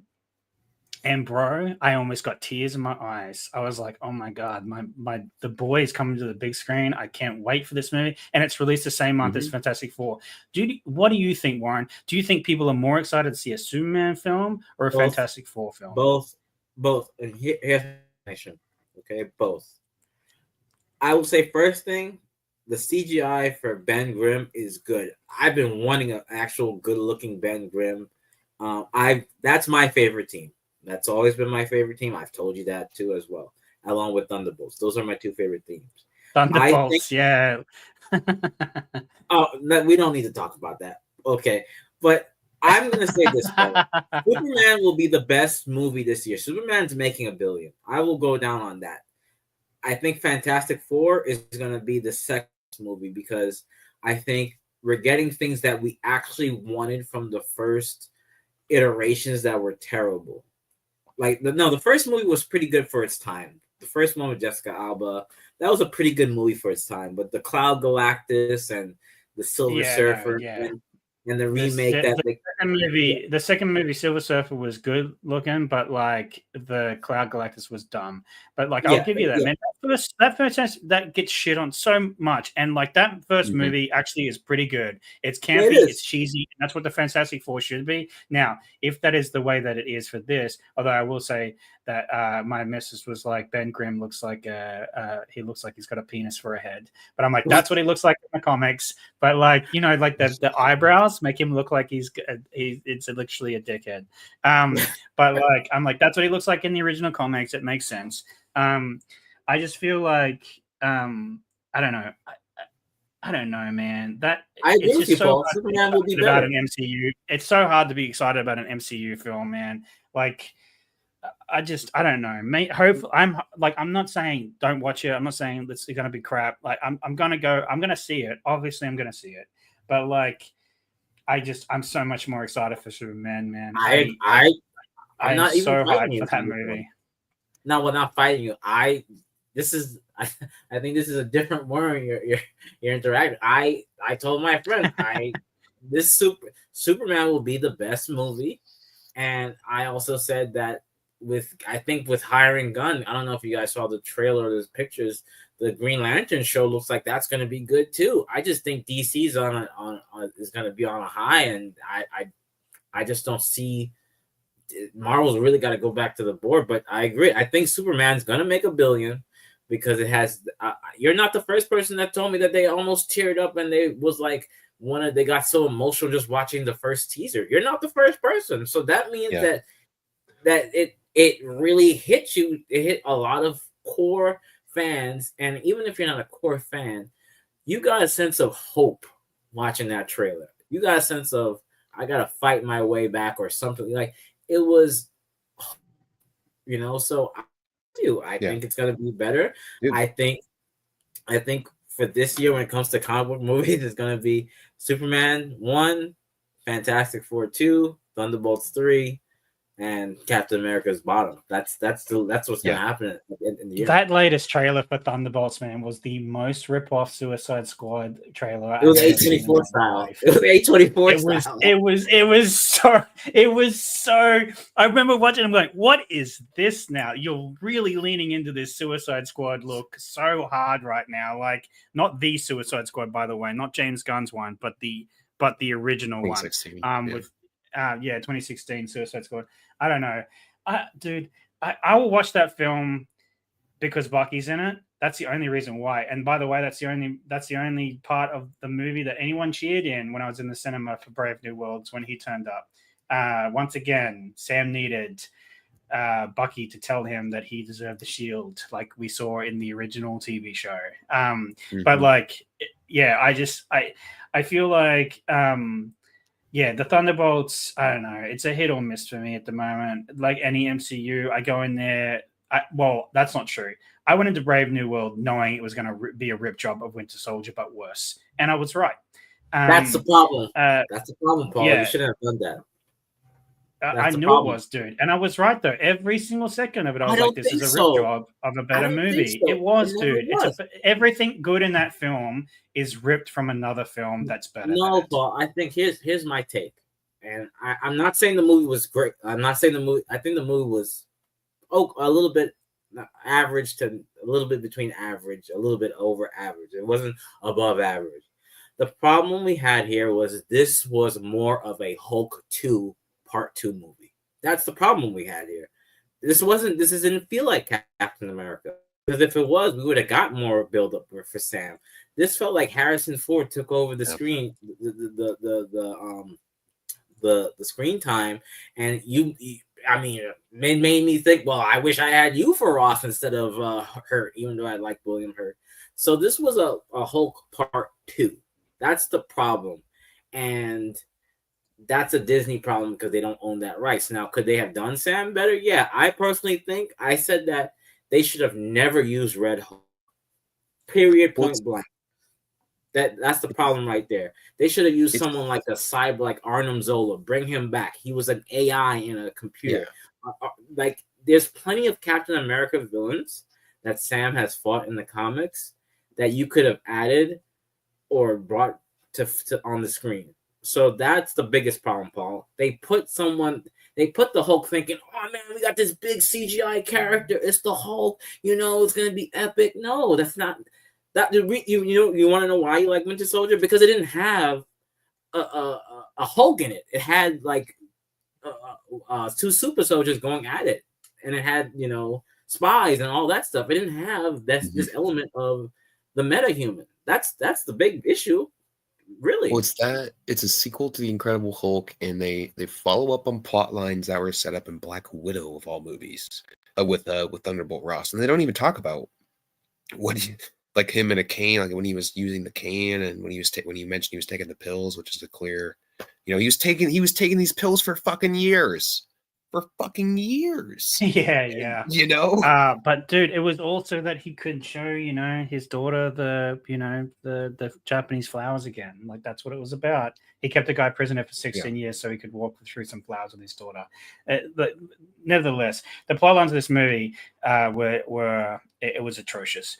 It was, and the worst thing that a movie can be, and I agree with our good friend Tim, the worst thing a movie can be is meh. And I walked out of that movie not angry, not happy, just, well, that happened. Like, and that's the worst thing a movie can be. It gives no emotional response whatsoever. And it's why no one's talking about it this week. No one's talking about this movie anymore. Like, whereas, like movies that like will last the test of time, they'll be talked about for long years on, right? People are still talking about Infinity War. People are still talking about Winter Soldier. Like, so I think that's an issue in itself. But I do agree. I think this is just another par for the course now, this show, and I will give it. I'm going to watch the whole thing. I watched all of Agatha. God help me. I watched all of the Acolyte. God help me with that one. Even worse. Like I'll watch like all of this and I'll judge it by its thing. But as episodes come out, this is what happens when you do an episodic format.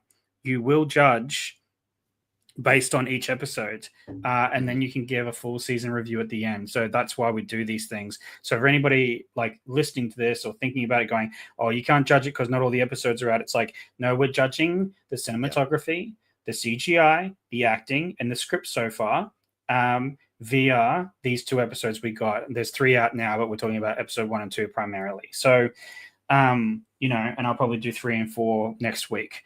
But like, I think that's what we're doing. So that's why when you do an episodic formula like this, you're going to judge it via each episode because it's not a binge. They're not making it bingeable. So if it was, then we'd all watch it and then we'd all talk about this season as a whole and be able to judge it as a whole. So that's the caveat from Mike if he's listening, because he always used to say, you haven't seen the rest of the show yet, you can't judge it. And it's like, no, we're judging based on the script so far, the acting so far, the cinematography so far, the visual effects so far, the special effects so far, et cetera, et cetera, et cetera. I didn't even get into my issues with the editing and the sound design of their show. Oh, go, yeah. That's Bradley, get into that. The editing. Let's talk about the editing. Because that's like the most, like we talked about the plot line being jarring. The editing and the directing is so jarring that that's what makes it feel like such a different show to me. And I talked to Paul about this before in Discord, is the best thing about that original show, and the thing that sold, the violence was great, the choreography was great, emphasis on the violence was great because it was. But what sold the violence in that show was the immaculate sound design of that show. It's brilliant. And sound design is the most important fucking thing with a film or a TV show. It's the sound. It's the thing that holds all the pieces together, all the dialogue, everything that's in a show is held together by the sound design. This show's sound design is so subpar, and it sounded like someone did it like a second year film student that's still going to film school edited this sound design for the show. And the editing too with the directing is really jarring. Like with the first 10 minutes, like when you see Foggy, Karen, and Matt at the bar or whatever the fuck, you get these like intersplice shots of food being made and like city life and like the street food and all that. It's like, when the fuck was this relevant in Daredevil? When the fuck did we ever cut to fucking street food being made and shit while they're in the middle of a conversation and you have this like overpowering music in the background where you can hardly understand the dialogue? And that's the thing in the show too, is the overpowering the music. Bradley, no, just on that, you're totally right. That the music in this show is like grade A gut. Like it makes no sense. Like the end of episode, what is it, 2, when he's magically looking up at Fisk and Fisk is magically looking down at him, like, and they play that god awful song. I was just like, come on, like it's like this is the kind of it was. I'm like, I literally groaned and I'm like, this is so MCU to play it's like so garbage obvious, pop songs. Like it's so obvious what you're doing. This is like a producer's note to you. I'll play this hipster song at the end, like to get all the kids. Like it literally, it's just so bad, dude. Like, and I agree with you with the editing. Like even the punching, right? Like I think that might maybe be the clearest scene. Again, I go back to the part where the cops try to kill him, and the crooked cops try to kill him to be more accurate, and like he breaks their arm and all the rest of it. That's the clearest sound in the entirety of the 2 episodes, and it has no music behind it. It's just him like fighting, which is what Daredevil used to be. You didn't have like you kind of had a little bit of the music in the background, but it wasn't like it amped up as he, like, you know, they did those one shots. It amped up as he did it, but it was always that main theme, right? Like, speaking of the theme, I don't mind what they did to the original. At first, when they started, I was like, when I first watched the first episode, I'm like, oh, okay, so they've changed the theme, this amazing score that they had for the opening credits of the original Daredevil. But then they kind of put it in there halfway through the trailer, and I'm like, okay, all right, I'm on board with this now. Oh, yes. Absolutely, Stormy. Absolutely, they did. The end of that second episode, that song, I think it's called "Staring at the Sun." Like the end of that episode, they put this song in, and it's such a hipster move. It doesn't fit the theme of the show at all. Like they didn't go, you know, like how at the end of every of the Netflix episodes they do that whole heightening of the main score that had that like, and they do the strings like amping up, and then they cut like all of a sudden and go to the credits. They don't care. They don't do that. They don't have any connectivity. And this is the other issue too, again, with the direction of this show. You either pick one direction, you either do a direct sequel or you remake it, right? And they're trying to have their tea and like their cake and eat it too. So they don't do what the original like, and of course I'm not going to do it because it's different writers and different directors, but they don't do what the original show did, where they had those amped up like score parts, right? And then they'd like cut and go to the credits, right, to leave it on a cliffhanger. They just play this. They did it in the second episode too. First episode too. I'm pretty sure they play like this pop song or whatever, and it's like. Are we getting like? Is this what we're doing? 2016 Suicide Squad, where we're getting each episode gets a hipster song, like.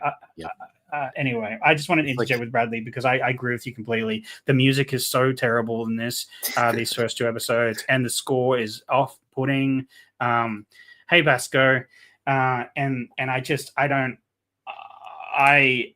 it makes me long for like, and especially because I came off, as I said at the beginning, watching these series back to back, right? Watching the 5 shows back to back to get to season 4, apparently, of Daredevil, and it just is so jarring and so off-putting to like have the editing the way that it is, and it like cutting from one scene to God knows what her name is on her little iPhone doing little street interviews in the middle of the show. It's like, dude, that's like Law and Order. Like that is actually like Law and Order, Warren. It's come full circle. It literally is like MCU Law and Order. They like go down to the streets and they're interviewing people. Yeah. It's so obvious. Anyway, it's so weird. Back to you, Bradley. It's like so weird too, because like when have they ever done that with Hell's Kitchen and Daredevil? When have we ever gotten the people's opinions on what the fuck's going on with the city in that show, other than the newspaper that Yurik worked for and the other Jewish guy that was in the show I worked with Karen. Karen or whatever gave her the job. That's really it. The head editor, I forget his name. Yeah. Yeah, I always forget his name, but he was a really great character, by the way. Kind of one of the. They're taking a point out of Spider-Man badly. That's why. Yeah, exactly. They took that literally is from Spider-Man. If you look at like I think what was it Far From Home, they took points out of that with the whole camera with the interviews and all that. That's literally copy and paste. Yeah, but it works for New York. But for Hell's Kitchen, it's just like, okay. But that's the whole thing too that they're doing with this show too, is like, okay, so we're not Mayor Fisk is the mayor of New York City. So are we just gonna stay focused on Hell's Kitchen? If that's the case, like that's kind of boring. Like what could you possibly do with Hell's Kitchen more? I think now as a season 4 is a chance to go beyond Hell's Kitchen. Let's see Daredevil do some stuff outside of Hell's Kitchen. And another thing, I'm calling it now, guys. I am calling it now. I guarantee you by the end of this show, the world will know Matt Murdock is Daredevil. I'm calling it now. They're going to do the whole thing with Spider-Man. They're going to do the whole thing they did with White Tiger. I think the White Tiger, sorry, we're getting episode 3. I know we're not only talking about 1 and 2. But I guarantee you they're going to do that by the end of the show. Or by season 2. That's so dumb. It's so dumb. But like we were saying about the movies earlier, this show makes no sense to me. And its existence makes no sense to me. So if what we're doing now is, hey, we're going to start. I know this was planned before they said this. But I don't see any sense of going forward with this show if this is the case. So if we don't want our people and our the fans and the normies watching and having to rely on these shows to know what's going on in the movies, then why the fuck are we clearly setting up Spider-Man in this show? Because a bunch of people going to see Spider-Man are going to say the same thing they said about Captain America. Do I have to watch that Falcon and Winter Soldier show to understand what's going on in this one? Yes, you do. And that's my thing with Daredevil.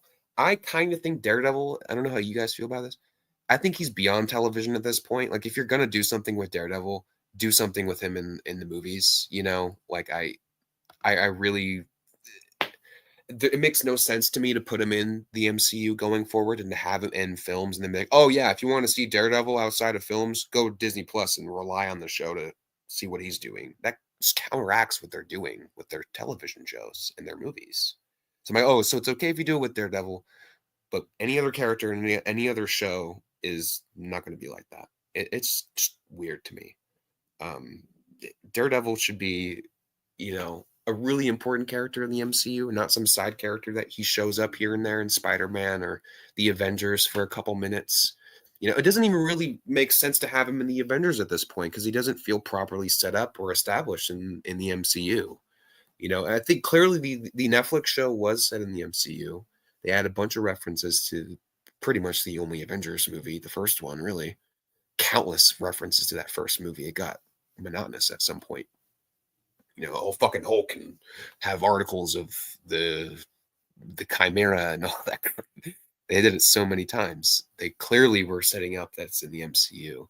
This show has no indication of that at all.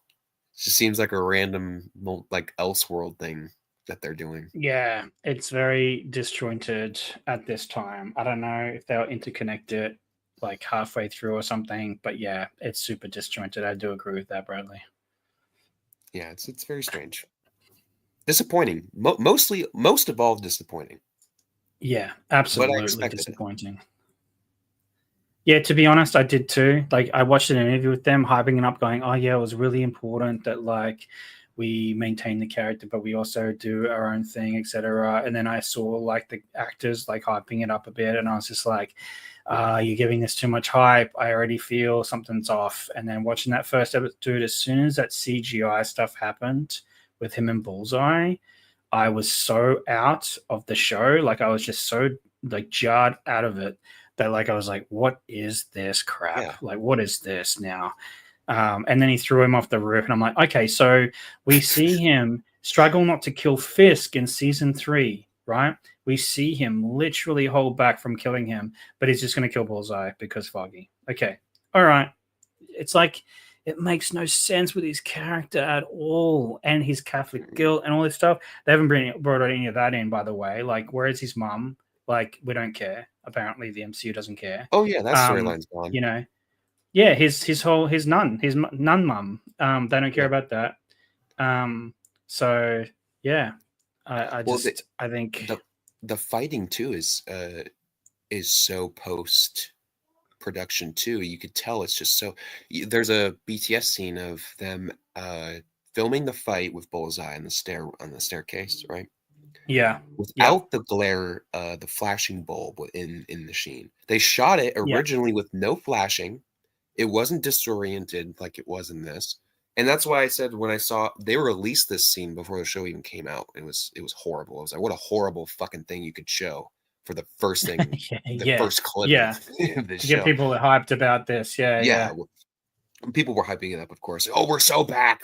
How many times can we be back, people, by the way? We're back every 6 months. Yeah, we're so back. Every time MCU releases something, we're so back. And I'm like, you haven't been back since Endgame, guys. So just so you know, you're never going to get back to that.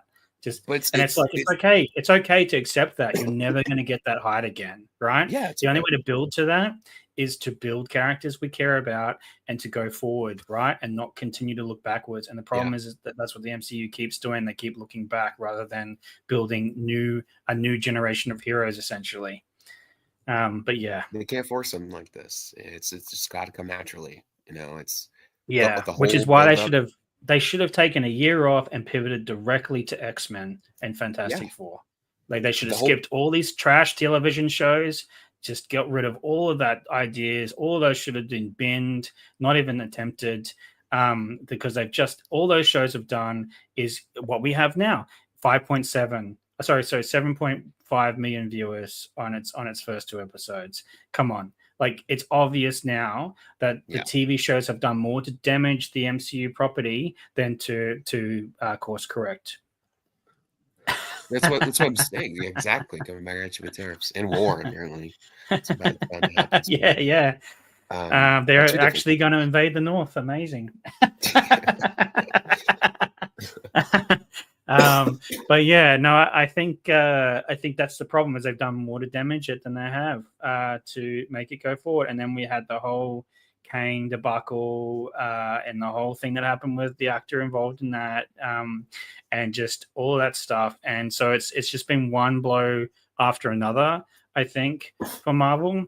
And I feel like they actually just need to. I hope Fantastic Four is good, because I feel like that's the last thing. If it's like Superman, if Superman isn't good, right, then the DC dies, because their flagship character, if it doesn't make $1 billion, Warren, I think the DC dies and they recalibrate again. I think it's going to make $1 billion. I'm confident this time. Yeah, but I'm just saying, like, it has to be financially and critically successful in order for DC to thrive. And I think the same thing. I think MCU is on its last legs, and this is their hard pivot, right? Fantastic Four is part of their hard pivot to X-Men, et cetera, et cetera.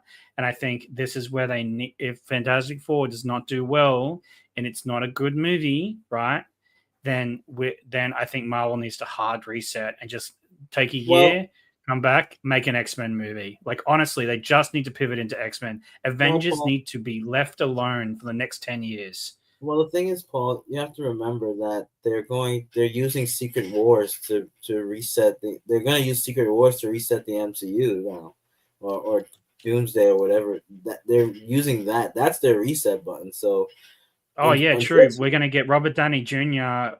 not wearing the Doom mask for 90% of that film, because you don't hire Robert Downey Jr. to be in a Doom mask. That's the problem, Warren. Like, that's the problem with that casting. It's so stupid. Like, it's obvious what's going to happen now. We're going to have his face inside the Doom mask like in Iron Man, right?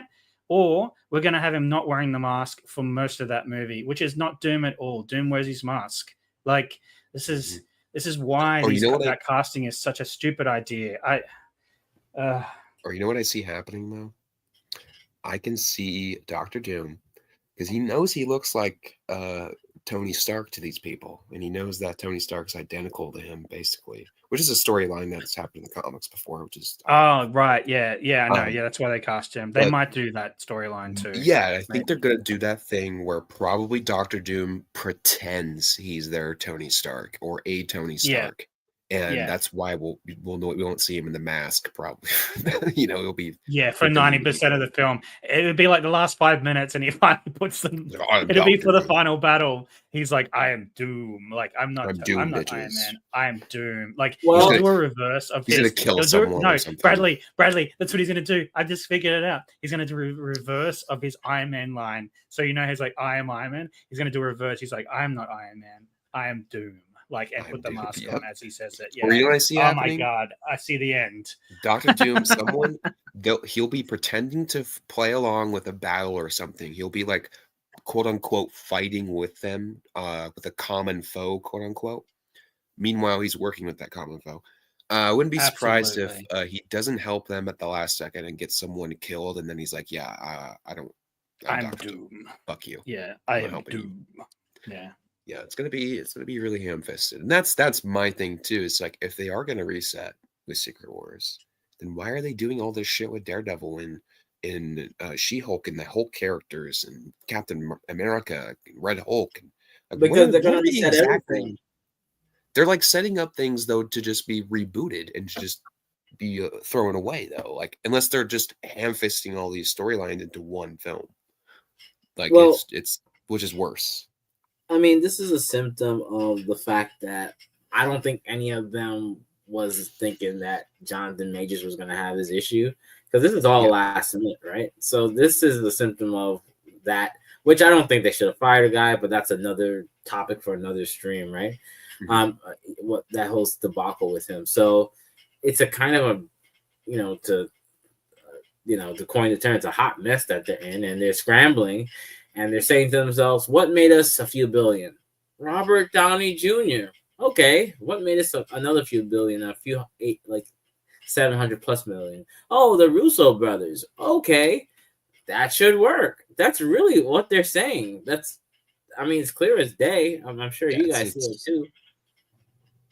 It's desperation at its finest. It's like they put an AI together for what's a recipe for success. They went to ChatGPT. They're writing it like they did Rise of Skywalker. It's a ChatGPT. It's like, what do the fans want? ChatGPT, tell me. And they're like, oh, Robert Downey Jr., he's really popular. He was great as Iron Man. You know why he was great as Iron Man? Because we had a bunch of movies that built his character from a self-centered asshole to the man that would fall on the grenade at the end. That's why he was a great character.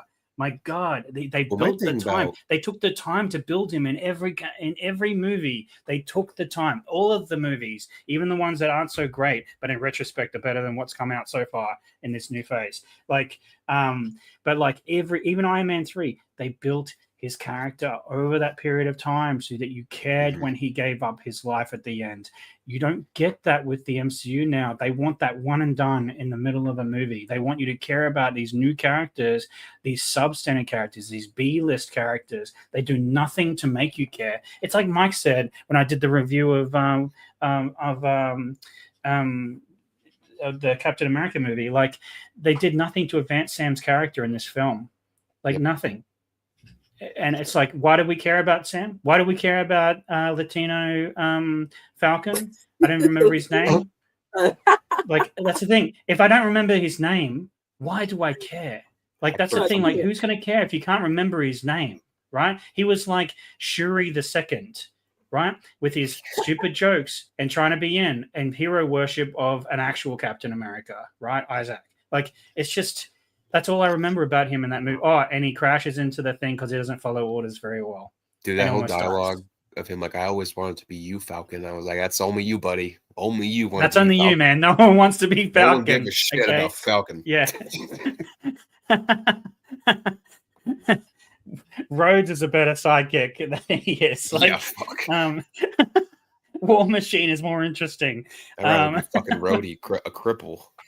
Hell yeah, I'd rather be War Machine, man. Especially in that Infinity War when he's literally like bombarding the entire front line. Yeah, and old mate comes up with his little Uzis and his wings. I'd rather be fucking Hope, Pepper Potts. Pepper Potts in a little iron suit at the end. What do they call her again? What do they call her, Warren? She has an Iron Man suit, like an Iron Woman suit in the comics, and they call her she has a hero name. I forget what it is now. But I agree. Oh yeah, no, they got to play that. Oh my god, if they play that at the end of one of these episodes, I will worship the ground that this show walks on. I will reverse all my criticisms. I'm waiting for radio. They bring in Ben Affleck. Ben Affleck as an alternative Daredevil from an alternate universe. Dude, bring back fucking Colin Farrell's Bullseye. Let's go. Yeah, it's Bullseye, huh? And he has the big intent on his forehead. Oh, I thought about writing a video essay for that, like in defense of that movie, because I think it's not the worst of the Marvel movies to come out in that period of time. No, Elektra is like it. Yeah, Elektra is terrible. The Hulk is pretty bad towards the end there. But no, I think there are parts of that movie that are really great, and there are parts of that movie that are really, really bad. But like I think the concepts are really good. Like I love how he sleeps in a bathtub of water to drown out the noise. I think that's really creative. I love his whole system of Braille and stuff in that movie. I think the fight scene in the park is really stupid. But I think the fight with Bullseye at the end when he works out like that he can hurt him with sound and he smashes the organ at the end. I think that's like some good fights. But like, yeah, it's nothing compared to the Netflix Daredevil series, but it's certainly, look, I'm going to say it right now. These first 2 episodes, Daredevil, Ben Affleck's Daredevil is better than it so far. Come on, saying. Stop the cap. Stop capping, brother. No, dude, you see that light in the tunnel? That's not heaven. That's the C train, Warren. Okay. It's one of the greatest lines ever delivered by a hero. Listen, Warren, it's not cap, man. That first episode was not good. Okay, I don't disagree. I don't disagree. It's like, I don't know. I feel like I'd give that a 1 out of 5, the first episode, and the second episode I might give like a 2.5 out of 5. Because it was a little bit like the fight scene was better, but that's the only thing that I liked about that episode was when he's like, please don't make me do this, guys. Like, don't do this. And then they try to hit him and he destroys them. Like that's the best scene in that whole 2 episodes so far. I haven't seen episode 3. I'll be watching it tonight. But yeah, I don't know. I feel, I think closing wise, we can close up. I think I've given a lot of thoughts about this. Warren, I'll let you go with your closing thoughts about the first 2 episodes. I know you've seen 3. We'll talk about that another time. But the first 2 episodes, your what you think, where you think it's going, what you hope doesn't happen in this show. I'm going to go a different way. Not what does happen, but what you hope doesn't happen by the end of this show. First 2 episodes were, as the kids would say, mid. I hope the show doesn't do what she said earlier, which was the common trope of, we wait till episode 6, we tease the mask, and he finally puts it on in 7, but then he actually fights in 8. I hope they don't do that. Maybe they might surprise us within the middle. And then I hope that we do get to see Karen and Foggy, and maybe it's some better storytelling. I know that sounds bad to say, but I can't believe I'm asking for better storytelling. and just better also character development of the characters that we know, like Fisk is real intentions, how Matt's really recovering after the Foggy death. It's kind of been brushed over, and he's like sort of acting nonchalant, even though it's been a year. So those are questions I need answered, and I hope. And I just want the show to actually do good because it's one of the properties that people had high hopes for, and it sucks to see a lot of fans disappointed. That's really all I got. All right, and Bradley, what do you think of these episodes? Although you pretty much your opinion pretty clear, but we'll get a succinct one. And what do you hope doesn't happen by the end of this show? Yeah, the first 2 episodes so far have been pretty disappointing, but not as disappointing as I thought it would be because I kind of expected the show to be this way. I really hope what I really hope doesn't happen is 2 things. Really, what I said earlier. I hope they don't do the whole Matt Murdock identity reveal, but I'm seeing inklings of that in the show. I just my screenwriter brain, my writing brain is just like I'm seeing the fucking inklings of what I think they're gonna do. I hope that doesn't happen. And another thing I hope doesn't happen is the whole fake out Foggy thing, because I see a lot of speculation about Foggy not being dead, and that's why Karen isn't really around, and why she was acting kind of weird in the second episode when we saw her again. And we know that Foggy, the actor, I always forget the actor's name. We know he's confirmed to be in season 2. They already confirmed that. So I hope that they actually keep the stakes of this show alive, even though they're horrible stakes and they're just rushed stakes to repeat a storyline we've seen twice already in 2 way better shows, 2 different seasons of the same show. Yeah, I hope that doesn't happen. And I'm kind of with Warren too. I want more character development. I want things to feel earned. I don't want him to just like pull out his little chest under his bed and have the suit, wipe off the suit. There's some dust on it. He wipes it off and then he puts it out. I don't want that crap in this show. It just feels would feel corny and kind of just unearned. So if you're going to make Matt earn Daredevil back again, make it well written. That's the main thing about this show. I just want well written material. I watched 5 minutes of a scene, season 1, episode 9, right after the first 2 episodes, and the dialogue brought me to fucking tears. It was that beautiful, just from a 5-minute sequence. So something like that would be nice. Yeah, I'm gonna say I hope that what doesn't happen by the end of this is that they don't undo the Punisher. Daredevil is my favorite comic book character, so what they're doing already makes me upset. But like Punisher, like the television show, like was supremely amazing, and was an amazing look at like soldiers. That first season might be one of the greatest commentaries on like vets that I've ever seen. And like what they go through, the music choices, everything. I just don't want them to undo the great character that is Frank Castle, with this substandard writing that we're seeing so far.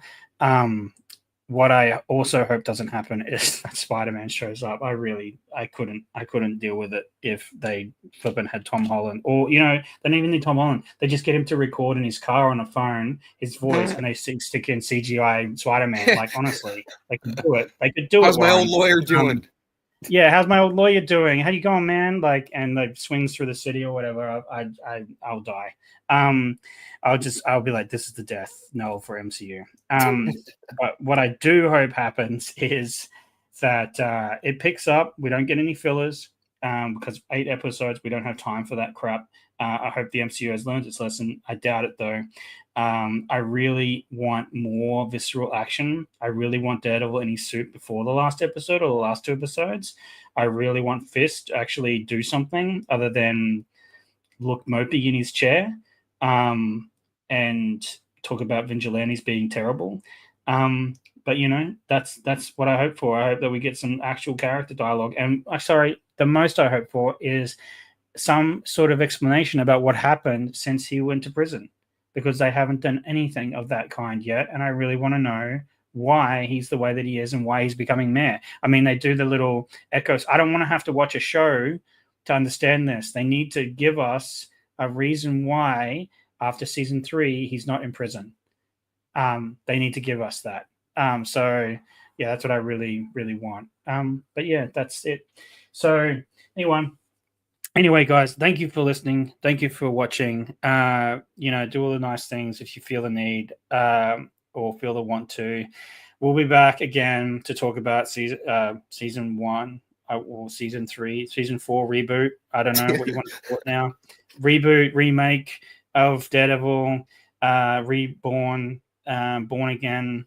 The Reborn comic series done again from season 3 to now season 4, that they don't know which way they want to go. Daredevil show. We'll be reviewing that again next week. But thank you everyone for watching. Thank you everyone for listening. Thank you, Bradley. Again, you can find him at Compatible Cinema. Yep, and Warren, you'll find him around on different streams. He floats around defending the MCU. Not this time. From the villains of DC trying to attack from their low podium that they've set for themselves. So yeah, thanks everyone, and we'll see you next time. Peace. Catch you later. Peace. Take care.